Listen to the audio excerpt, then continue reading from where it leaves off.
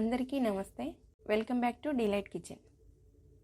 ఈరోజు మనం సింపుల్ వేలో మటన్ ఫ్రైని ఎలా తయారు చేసుకోవాలో చూసేద్దామా.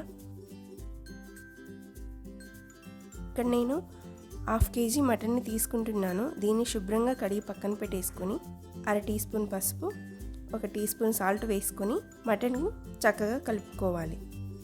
ఇలా కలుపుకున్న తర్వాత పక్కన పట్టేసుకొని ఇప్పుడు మటన్ ఫ్రైలకు కావాల్సిన మసాలా పొడిని రెడీ చేసుకుందాం.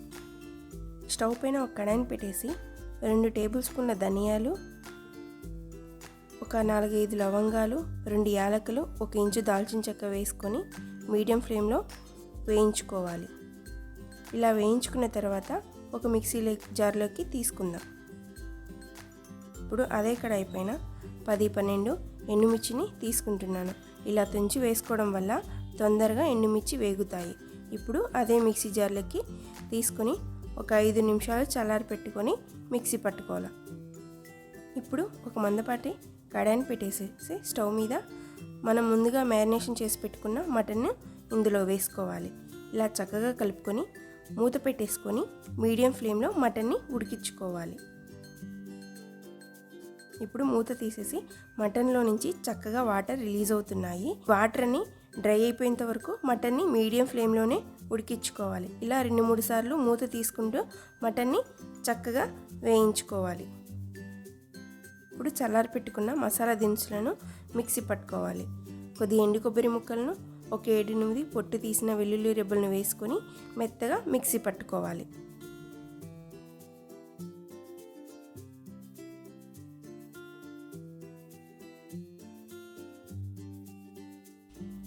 ఇప్పుడు మటన్ ఫ్రైకి కావాల్సిన మసాలా పొడి మనకు రెడీ అయిపోయింది. ఇప్పుడు మూత తీసేసి ఒకసారి మటన్ని చూసేద్దాం. ఇక్కడ మటన్లో నుంచి వాటర్ కొద్దిగా డ్రై అవుతున్నాయి అన్నమాట.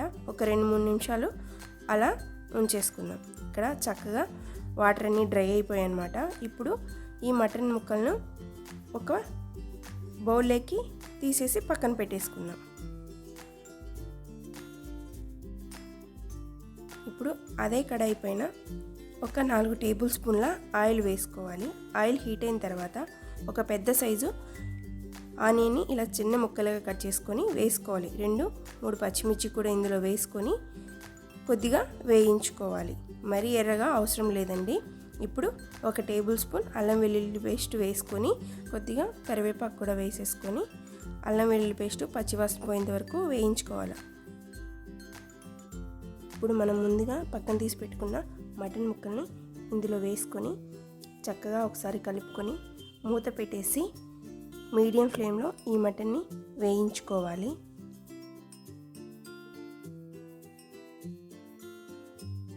ఇలా అప్పుడప్పుడు మూత తీసేసుకుంటూ మీడియం ఫ్లేమ్లోనే ఈ మటన్ని వేయించుకోవాలన్నమాట.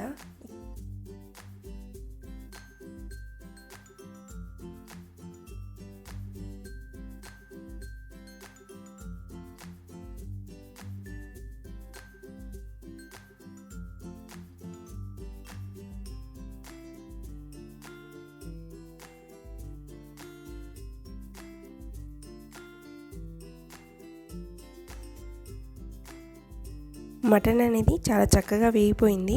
మనం ముందుగా మిక్సీ పట్టుకున్న మసాలా పొడిని ఇందులో వేసేసుకుందాం.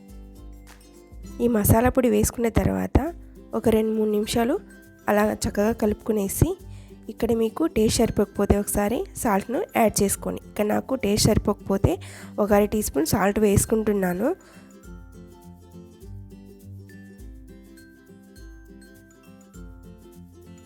ఇందులో కొద్దిగా కొత్తిమీర వేసేసుకొని మటన్ ఫ్రైని దించేసుకుందాం.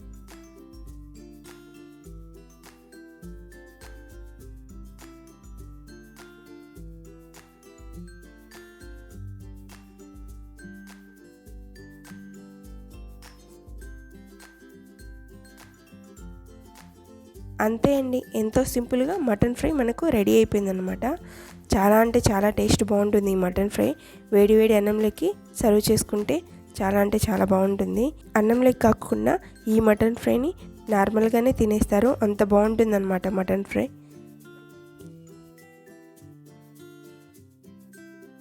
మరిన్ని రుచుల కోసం please subscribe to our channel.